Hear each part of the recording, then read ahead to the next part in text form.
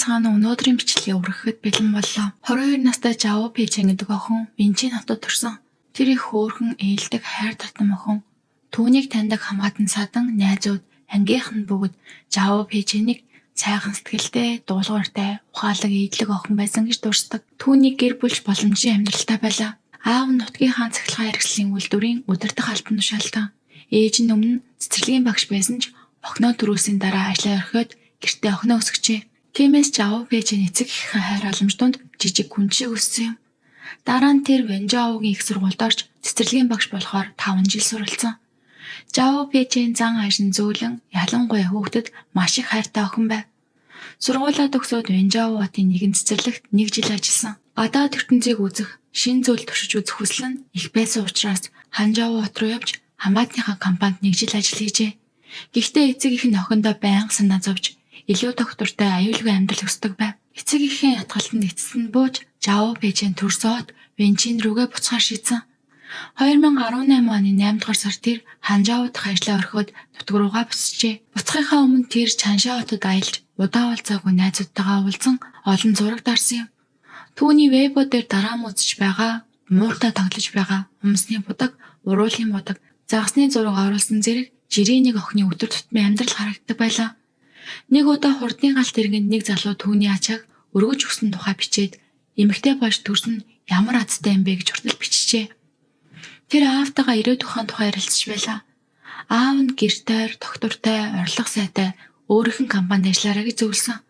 Харин Жао Пэйчэн би өөрийн туртай ажиллаа хиймээр байна гэж хариулсан байна. Хичээл эхлэхээр гэрийнхэн ойролцоо хувийн цэцэрлэгт ажилд орно гэж төлөвлөжээ. Тэр дэлхий дээр муу хүмүүс байдгийг мэддэг байсан ч тэд яг гэрийнхэн үүдэнд ойрхон байж магадгүй гэж огт солиогүй. Жуниан 1991 он төрсэн Сычан мужийн Чинтанд гэдэг алслагдсан тосгоноос гаралтай. Энэ залуугийн эцэг их нь гадагшаа явж ажилладаг байсан тул тэр ихэнхдээ өвөө эмээтэйг амьдардаг хүмүүсийн илтгэр орхигдсон хүүхэд байжээ. Жуниан үргэлж татагшаа төгшүүртэй өөртөө итгэлгүй нэгэн. Тоцгоны хүмүүс түүнийг чимээгүй, сурлага таарахын хүү байсан гэж дурсдаг. Түүнд хинч анхаарал хандуулдаггүй байсан болохоор тэр багаасаа л буруу зам руу орсон. Тэр мөрөөдө тоглоомонд орж нас ахих тусам нэг газараа тогтож ажиллахгүй, зориггүй тэнүүжилдэг болжээ. Их том мөрөөдөлтэйж бодит чадвар нь муу, хурдан байжхыг л мөрөөддөг байв. Амьдралын бэрхшээлийг даалгүй 2016 онд эцэг эхээсээ 80,000 юан зээлж цааны газар нээсэн нь амьдралдаа анх удаа зөв замд орох гэсэн оролдлого байлаа. Гэвч бизнес нь удалгүй дампуурч тэр уналтаасаа босхын оронд ертөнц шудрах биш гэж уурлах болов. Ингээд хамгийн урд мөнгө олох зам гэж бодоод онлайн мөрөгдөд тоглоомд оржээ. Амьдралаа өөрчлөн гэж итгээд орсон зүйл нь үнэндээ түүнийг уламдоош татах нүх байсан. Тэр маш хурдан бүх мөнгөө алдсан бөгөөд дараа нь олон онлайн зээлийн газраас мөнгө зээлж бүр эцэг ихтэй хүртэл худал хэлж мөнгө гуйдаг болов. Их сурвалжийн хэлснээр Чуньяны ээж хөшөөддөө хүүн гэр бүлийнхээ 400,000 юаны хуримтлалыг шавхчаад дээрээс нь дахин 500-аас 600,000 юаны өрөнд орсон гэж үйлэн ярьж байсан гэдэг. Тэр эцэг эхээ насаараа цуглуулсан мөнгийг мөрөөдө тоглоомн дээр зүгээр шидэж байгаа юм шиг л үрж байлаа. Өрн нэгсэж, өр нэхэгчд байнга залгаж, мессеж бичих болсноор гэр бүл нь бараг сүрэг дээрээ тулсан. Өр нэхэгчдээс зүгтэж, шинэ орлогын их усэр хайхаар Чуньян дампуурсан цайны газраа зарж, үлдсэн жаахан мөнгөөрөө хуучин машин авч Жижан мужийн Вэнжао хот руу ажиллахаар явсан. Вэнжаод очиж түүний амьдрал өмнөхөөс огт өөрчлөгдсөнгүй. Тэр цахилгаан хэрэгслийн үйлдвэрт хэдхэн өдөр ажиллаад гарч дараа нь таксины жолооч болж орсон ч удаа ажиллаж чадсангүй. Мөнгөний асуудлаас болж Вэнжаод хамт ажиллаж байсан аавтайгаа бараг өдөр болгон маргалдаж тэдний харилцаа бараг эвдэрчээ. Эцэст нь Жуниан 16 настай байсан найз охинтойгоо хамт гэрээсээ гарч явсан. Цангуугийн дарамт улам ихсэх тусам Жуниан өдөр бүр хуучин машинаа унаж хот дотор эргэлдэн гудамжинд яваа залуу сайхан огт руу шитэж явдаг болжээ. Тэр мөрөөдө тоглоомны өрөө дарахын тулд эмэгтэй зорчигчдыг дээрэмдэх санаа төрж бүр хэрэгжүүлэх төлөвлөгөөж гаргаж эхэлсэн. Тэр хуурц худаг, баг, гар хөлбөх скотчийг интернетээр захиалж аваад машиныхаа дээшний буланд нууцалж хийсэн байна. Түүний WeChat дээр их гай гамшигаас амьд гарсан хүн эцэст нь дахин босдог гэж бичсэн байсан ч түүний төсөөлж байсан дахин босох гэдэг нь хөдөлмөрлөж амжилтанд хүрэх биш, бусдын дээр гიშгэж байж дээш харахыг хэлж байлаа. 2018 оны 8 дугаар сарын 23-нд Лин гэдэг овогтой нэг эмэгтэй Хунцаа дүүргийн Хунсын гудамжнаас Вэньяон руу явах гэж Диди такси дуудсан. Сичан мужийн дугаартай машин илгээжээ. Жолооч Жуниан удалгүй түүн рүү залгаж хэдэн минут хоцорно гэж хэлээд апликейшнаар захиалгаа туслаад WeChat-аар мөнгө шилжүүлвэл шимтгэл багыг санал болгосон байна. Лин бүсгүй олон жолооч ингэж шимтгэлээс зайлсхийдэг гэдгийг мэддэг байсан. Дүрм зөрчсөн үйлдэлчгэлээ тухайн үед хүмүүс үүнийг нэг их асуудал гэж боддгоо байв. Асуудал үүсгэхийг хүсээгүй Лин бүсгүй сайн санаагаар зөвшөөрсөн. Лин бүсгүй машин суухад жолооч Жинван энгийн л хүн шиг харагдаж байлаа. Тэр бүр замдаа өөр нэг хүн авахаар явж байна гэж хүртэл ярьсан тул Лин бүсгүй нэг ихсэж хэлсэнгүй. Гэхдээ машин хөдөлмөгт тэр ямар нэг зүйл буруу байгааг аажмаар мэдэрч эхэлсэн. Машин Винян руу биш улам бүр эзгүй жижиг зам руу орж эхэлжээ. Лин бүсгүй жолоочоос нөгөө хүн хаана байна, хэр удах вэ гэж хэдэд удаа асуухад Чүньян бараг л ирчихлээ, уцаар ярих хэрэггүй гэж бүдэг бадаг хариулж байсан ч түүний нүд төгшөөртэй дуун улам яруу болж байлаа. Машин гудамжны гэрэлжгүй хоёр талаар нь зэрлэг өв сургасан шорон зам руу ирэхэд Лин бүсгүй энд ямар ч айлчгүй өнгөрөх машинчгүй гэдгийг ойлгож айц тавчжээ. Тэр би муу хүнтэй таарчгүй гэж бодсон. Тэгээд тэр жолооч руу одоо зогс үгүй бол би үсрээд буун шүү гэж хашгирсан. Чүньян цочоод хэсэг гацсны эцэст машинаа зогсов. Машинаа зогсоож унтраагаад хаалгыг төгчих гэж оролцсон шууд аюулын тохио байлаа. Лин бүсгүй шуурхаа хөдөлж бүсээ тайлаад хаалгаа онгойлгон үхэн хатан гүйж машинаас бууж чадсан. Чүньян тэр дайруу машинаа дахин асааж түүний араас хөөжээ. Өөр машинууд ойртож ирэхийг хараад Чүньян найж машинаа замын аж зогсоогоод бууж Лин бүсгүй хөөж машин суу гэж орилсон.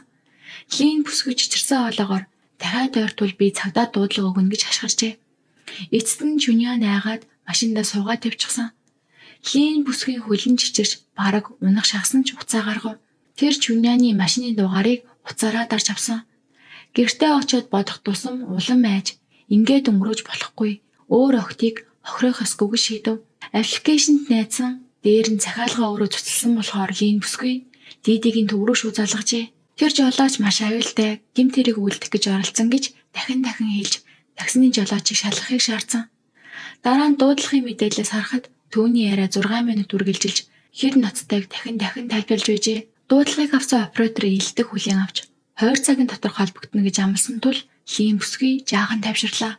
Ийм настай гомдлыг Диди аппликейшны компани анхааралтай авч үзнэ гэж тэр итгэсэн. Тэр шууд цадаад мэрэгтэйгүүдээ баг зэрэг харамсан ч Диди аппликейшны компани шийднэ гэж найджээ. Гэвч энэ анхааруулга жолоочийг дахин гэмт хэрэг хийхээс зогсоох ёстой байсан ч нэг өдөр өнгөрөхөд ямар ч хариу ирсэнгүй. Олон зуун сая хүний аюулгүй байдлыг хариуцдаг компани ийм ноцтой мэдээлэл авчгаад юу ч хийгээгүй. Чүньян ажиллаа хийсэн хэвээр түүнд ямар ч анхааруулга ирээгүй байлаа. Маргааш нь Чүньян юу ч болоогүй мэт Диди аппликейшнээ нээгээд дахин захиалга авч эхэлсэн. 2018 оны 8 дугаар сарын 24-нд өдрийн хоолны дараа Жао Пэжэн гоё хувцас өмсөд найзынхаа төрсөн өдрийн үдшигт явахаар бэлтгэжээ. Тэр гэрээхэндээ баяртай гэж хэлээд Диди аппликейшнээ нээж зорьсон газраа оруулаад 1 цаг 30 минутын үед WeChat групптэй таксин суулаа гэж бичсэн. Тэр цагаан цамц бараан джинс мөн тэр өдөр анх удаа өмсөн шинэ кэдтэй байлаа. Чүньян өмнөшгөө дахин зайлгаргав. Тэр Диди аппликейшн дээрх захиалгаа цуцлаад WeChat-аар мөнгө явуулвал шимтгэл баг гэж хэлсэн. Гэхдээ энэ удаа Лин бүсгүй шиг шууд зөвшөөрөх зорчигч биш вэ. Жао Пэжэн гинж гэлээ аюулгүй байдлаа бодоод энэ саналыг ээлжгээр татгалцсан. Үүнээс болоод Чүньян энэ охин өмнөх зорчигчоос илүү сэрэмжтэй гэдгийг ойлгожээ. Гэхдээ тэр тоосонгүй зүгээрээ эзгүй газар л аваачна гэж бодсон. Хунцяо тосгоноос Юнжаа руу очих хамгийн урдан зам нь G15 хурдны замаар яваад ойролцоогоор 30 минут явдаг. Эсвэл 104-р замаар явж болдог. Удаан ч гэлээ машин ихтэй, аюул багтай. Гэвч удалгүй Жао Пэжэн ямар нэг зүйл буруу болсныг мэдэрсэн. Машин энэ хоёр замын алинаар нь чаваагүй. Цонхоор харагдаж байсан хүн ихтэй суурин газрууд алга болж түүний оронд тариалангийн талбай намхан толгод гарч ирэв. Уулын замаар явах тусам машин улам ховор болж байлаа. 2 цаг 9 минутад Жао Пэжэн найж эхэлсэн. Тэр уцаа гаргаж WeChat дахь найзуудынхаа группт өөрийн байршлыг илгээжээ. Түүний битсэн үгс харьцангуй тайван, бүр жаахан өөрийгөө тавьчилсан өнгөтэй байсан. Таксины жолооч уулын зам сайн биш бололтой гэд тэр баг зэрэг айж байгаагаа бичсэн юм. Найзууд нь үүнийг сонин гэж бодсон ч байдал ийм аюултай болно гэж төсөөлөөгүй. Жолооч нар хаяа замаа андуурах, тойроод явах нь ердийн л зөв шүү дээ. Гэвч ердөө 5 минутын дараа 2 цаг 14 минутад бүх зүйл оронгоороо эргэв. Чүнян машинаа зогсоогоод утга гаргаж иржээ. Жао Пэчэн найздаа WeChat-аар туслаач авраач гэж илгээсэн. Чүнян төлөвснийхаа дагуу Даншижэн Жао тосхны ойролцоох уулын зам дээр машинаа зогсоосон байлаа. Энэ газар тосхон дэлгүүрээс холтвол гэмт хэрэг үйлдэхэд яг тохирсон байв. Тэр урьдчилан машиндаа скотч бэлдсэн байжээ. Охины мөнгийг дээрэмдэж банкны карт, гар утасны нууц үгийг нүртэл авсан. Чүнян охины утсыг булааж мөнгө шилжүүлэхийг оролцсон ч сүлжээ муу байсан тул бүтсэнгүй. Тиймээс тэр сүлжээ сайтай Сижиаволон тосгон руу машинтаагаа явжээ. Дараа нь шалгахад охины WeChat дансанд 9,000 вон байсан бөгөөд бүгд данснаас нь гарсан байсан. Энгийнээр бодвол зорилгоо биелүүлсэн учраас охиныг явуулах боломж түүнд байсан. Гэвч Чүнян тэгээгүй. Тэр дахин машиндаа суугаад бүрж эзгүй хөнгөө тосгон руу явжээ. Машины арын суудал дээр Жао Пэчэний хүчиндээ дараа нь алсан. Задлан шинжилгээгээр Жао Пэчэний зүүн гар шалбарсан байсан бөгөөд хүмүүсний доор нь Чүняны цус илэрсэн нь тэр амьд байхдаа хүчтэй тэмцсэнийг харуулсан юм. Бүх муу үйлчлэл хийсийн дараа Чүнян охины цогцыг чирж аваачаад хадан дээрээс доош идсэн. Дараа нь тэр багаар сансаа урьдчилан бэлдсэн хуурамч дугаарыг гаргаж тавиад жинхэнэ дугаарыг сольж Венчи нот руу бутсан байна. 2 цаг 14 минутад найзууд нь тусламж гуйсан мессежийг харж Жао Пэчэнтэй яаралтай холбогдохыг оролдож эхэлсэн. Хоёр найз нь дахин залгасан ч зөвхөн автоматар тасарсан дуул сонсогдож байлаа. Тэд ихэндээ утсан ундарсан юм уу сүлжээгүй байж магадгүй гэж бодоод WeChat-аа байн шалгаж байв. Гэвч 3 цаг 42 минутын үед тэд ямар нэгэн аимшигтай зүйл болсныг ойлгож эхэлсэн. Тэр үед найз нь DD аппликейшнийг хэрэглэжийн төв рүү залгав. Аль болох тайван ярихыг хичээж байсан ч хоолойн сандарч таксины жолоочны утасны дугаар, машины дугаар, одоогийн байршлыг яаралтай өгөөч гэж гуйлаа. Оператор бид таны асуудлыг маш ноцтой гэж үзэж байна. Аюулгүй байдлын мэрэгчлэлтэнд шилжүүлж 1 цагийн дотор эргэж холбогдно гэж хэлв. Жао Пэчэний найз уурлаж энэ бол хүний амь настай холбоотой асуудал. Яаж 1 цаг хүлээх юм бэ гэжээ. Гэвч юу ч хэлсэн ижил хариул хэлж байлаа. Тэд зүгээр суусангүй найзынхаа аюулгүй байдлыг бодоод DD аппликейшны газраас ямар нэг хариу ирнэ гэж найдан дахин залгасан. 1 цагийн дотор Жао Пэчэний найзууд нь нийт 7 удаа залгасан ч үлээн үгсэн ижил хариул сонсов. 4 цаг 30 минутын үед Жао Пэчэний найз дахин гуйж уйлж ярих үед оператор 1 цагийн хугацаанаас 10 эдхэн минут л үлдсэн байна. Та жаахан үлээгээрэй гэжээ. 4 цагийн орчимд Жао Пэчэний хамгийн татны нэг найз өөр нэг найзынхаа хамт Янжио дүүргийн Шантан цагдаагийн хэсэгт очиж хэргийг мэдүүлсэн. Цагдаа нар энэ мэдээг сонсоод даруй байдал маш ноцтой гэдгийг олгов. Бүх сэжүүр нэг л DD таксины жолооч руу зааж байлаа. Тэд улсын системээр Жао Пэчэний утасны байршлыг шалгасан ч юу ч илрээгүй утас нь унтарсан ивэр байв. 4 цаг 41 минутын үед цагдаа нар DD-гийн төв рүү өөртөө шууд залгасан. Тэд өөрсдөө цагдаа гэдгээ тодорхойлж Жао Пэчэнийг тээвэрсэн жолоочийн нэр, дугаар, машины байршлыг хуулийн дагуу шаардав. Бүгд одоо л цагдаа оролцсон юм чинь байдал эргэнэ гэж найдаж байлаа. Гэтэл DD-гийн оператор цагдаа нарт хүртэл жирийн хэрэглэгчтэй ярьж байгаа мэт бидэнд ирэх байхгүй. Аюулгүй байдлын баг хариуц нь та хүлээнэ үү гэж ижил хариу өгсөн. Дахин хагас цаг өнгөрсний дараа 5 цаг 13 минутад DD-гийн төвөөс цагдаа руу залгажээ. Тэд жолоочтой холбогдсон тэр жолооч 2 цаг 10 минутын үед захиалгыг цутлсан. Охин огт суугаагүй гэж хэлсэн. Гэхдээ энэ бол илт худал байсан. Учир нь найзууд нь 2 цаг 14 минутад тусламж гуйсан мессеж авсан. Дээрээс нь зорчиг суучгаад ч захиалгыг цуцж болдог. Цагдаа нар энэ зөрчлийг шууд хэлж жолоочийн жинхэнэ мэдээллийг өгөхийг дахин шаардав. Гэтэл дараагийн зүйл бүх хүнийг албааруулсан. DD компани жолоочийн хувийн мэдээлэл задруулах боломжгүйгээд цагдаагийн шаардлагыг шууд татгалзаж уцаа тасалсан байна. Тэр хооронд 4 цагийн үед Жао Пэчэний аав охиныхаа найзуудтай холбогдож нөхцөл байдлыг мэдээд Венчи нотын хунцаа цагдаагийн хэсэгт бас мэдүүлэг өгсөн. 5 цаг 36 минутад хунцаа цагдаагийн хэсгийн офицер DD-гийн төв рүү залгав. Энэ удаад оператор жолоочийн тухай мэдээлэл өгөхөд 3-4 цаг хэрэгтэй гэж хэлсэн. Цагдаа нар яаралтай гэж шаардахад тэд зөвшөөрсөн ч бодит байдал дээр тэр яаралтай ногт хурдан байгаагүй. 5 цаг 49 минутад DD-гийн төвөөс эргэж залгаад албан тамгатай бичиг 2 цагдаагийн үнэмлэхний зураг явуулж байж мэдээлэл өгнө гэж шаардсан. Цагдаа нар уур бухимдлаа барьж аль болох хурдан бүх бичиг баримтыг бүрдүүлээд 6 цаг 4 минутад имэйлээр явуулжээ. Эцэст нь 6 цаг 13 минутад Жао Пэчэн холбоо тасарсаас бараг 4 цагийн дараа найзууд, хоёр хотын цагдаа нар Дидигийн төвдөө тоо таамшгүй олон удаа маргалцсны эцэст Винчиний цагдаа нар Дидигээс эцэст нь мэдээлэл авч чадсан. Таксины жолоочийн нэр Чуньян. Анхны дуудлагаас бодит мэдээлэл эртэл 2 цаг хагасаас илүү хугацаа алдаж цагдаа нар дангаараа бараг 1 цаг хагасыг хүлээсэн. Энэ алдагдсан 2 цаг гэдэг бол дээрэм, хүчин, аллах, цогц саях бүхнийг амжуулахад хангалттай хугацаа байв. Мэдээлэл амгц Винчиний цагдаа нар онц ноцтой хэрэг шилжиж баримтлах том ажиллагааг шууд эхлүүлжээ. Тэр үед Жао Печений гэр бүлийнхэн 32 гишүүнтэй сайн дурын аврах баг болох Вэнчин Лун талын аврах багтай холбогдсон байлаа. Тэд Олс, Дамнуурга, гэрэл зэрэг мэргэжлийн тоноглол авч цагдаа болон арга гэрийнхэнтэй хамт 90 анх ажиллагаанд оролцов. Нийт 130 гаруй хүн тэр шөнө асгарсан ширүүн бороог үл хайхан Данши уулын бүс рүү орсон. Бороо улам ширүүсэж уулын зам шавар шавхаатай гулгамтгай болсон ч тэд машин зогсож болох бүх гарц бүх эргэлтийг нэг бүрсэн шалгаж байлаа. Хайлт маргааш өглөө буюу 8 дугаар сарын 25-ны өөрийн 4 цаг хүртэл үргэлжилсэн. Гэхдээ цаг агаар дэндүү муудсан тул хайлтыг түр зогсоохоос өөр аргагүй болжээ. Аврагчид туйлдаж уулнаас бууж байтал нэг мэдээ ирэв. Өөрийн 4 цаг өнгөрөхөд цагдаа нар Лившүү тосгонд байрлах нэг түрээсийн байранд сэжигтэн Жуньяныг баривчилжээ. Байцаалтын үеэр Чуньян Жао Печений хүчиндэж дараа нь алж цогцыг найсан гэдгээ хүлээсэн. Гэхдээ яг хаана найснаа тодорхой хэлээгүй уулын нэг эргэлт дээрээс шидсэн гэж л бүдэг бадаг хэржээ. Цагдаа нар түүнийг Данши уулын бүс рүү авч явж газар заалгасан. Өглөөний 7 цагийн үед түүний заасан газарт аврагчид олцоор доош бууж 7-8 м гүн авслын ёроол татсан байна. Тэнд мод бутан дарагдсан налуу дээрээс охиныг олжээ. Түүний бие бороонд норж айл эдийн хүйтэн хүчсэн байлаа. Хожуу ирсэн Диди компани төлөөлөгчдийн уушлаарэ гэдэг үгийг сонсоод Жао Печений гэр бүлийнхэн уулын ашгарав. Та нарын хяналт сул байснаас хүний амир өгдлээ. Энэ бол зөвхөн нэг компанийг буруутгасан үг биш. Харин хамгийн чухал мөчөд ажиллаагүй нэг хүний амийг ангал руу түлхсэн системийг буруутгасан хашгирал байлаа.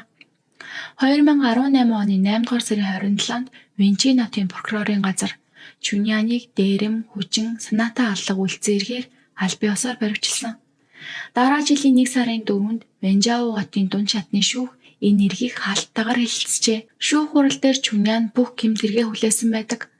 Харамсаж байна уу гэж асуухад тэр харамсаж байна. Хуулийн шийтгэлийг хүлээн зөвшөөрнө гэж хэлсэн. Харин түүний өмгөөлөгч тэр эхний эмэгтэйг бүрэн дэрэмдэж амжаагүй. Баригдсны дараа гэмшиж байгаа болохоор ялыг нь багасгаад өгөөч гэжээ. 2019 оны 20 дугаар сарын 1-нд Вэнжао хотын дунд шатны шүүх энэ эргийг нээлттэйгээр анхан шатан шийдэж Чуньяныг цаазаар авах ял дээрээс нь 25,000 ёны торгуул оногдуулсан. Чуньян дав заалаагүй бөгөөд 2019 оны 8 дугаар сарын 30-нд түүний цаазын ялыг гүйцэтгэсэн байна. Жао Печен охины аимшигт үхлээс яг 1 жил 6 хоногийн дараа охин нас барсны дараа түүний Weibo дээрх дагагчид 200,000 гаруйгаар нэмэгдэж мянган хүн түүний бичлэгний дор сэтгэл үлдээжээ. Хин нэг нь 3 өдрийн дараа битгий таксинд суугаж бичнэ. Нөгөө нь 3 жилийн дараа юнжаад битгий очиж бичнэ. Хүмүүс охин нас барсанд харамсаж мөн угтаа бүрэн зогсоож болох байсан энэ эмгэнэлт явдал их харамслаа илэрхийлж байв.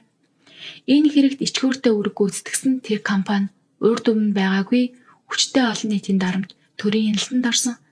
Хэрэг гарсны дараа Диди компани хэд хэд удаа өөрчлөлт гаргаж өөрсдөө зайлшгүй хариуцлага хүлээх ёстой гэдгээ хүлээн зөвшөөржээ. 2018 оны 8 дугаар сарын 27-ны шөнө тэд улс даяар такси үйлчилгээгээ зогсоосон. Мөн хэлцээний дарга хэрэглэгчийн үйлчилгээний дэд захирлыг хоёуланг ажлаас чөлөөлсөн байдаг. Тэд цаашид компани томруулах өсөхөөс илүү хүний аюулгүй байдлыг хамгийн чухал шалгуур болгоно гэж амласан. Энэ охины үхэл бүх салбарт тохио өгч таксины аюулгүй байдлыг өөрчлөхөд хүргэсэн байна. Технологи амьдралыг хэлбэр болгодогч хүний амийг боддгоо бол тэр хэлбэр байдал өөрөө аюул болдог юм. За ингээд өнөөдрийн бичлэг маань энэ нэрээр дуусаж байна. Та бүхэн дараагийнхаа бичлэгийг үзвэл лайк саба заавал дараад өгөөрэй.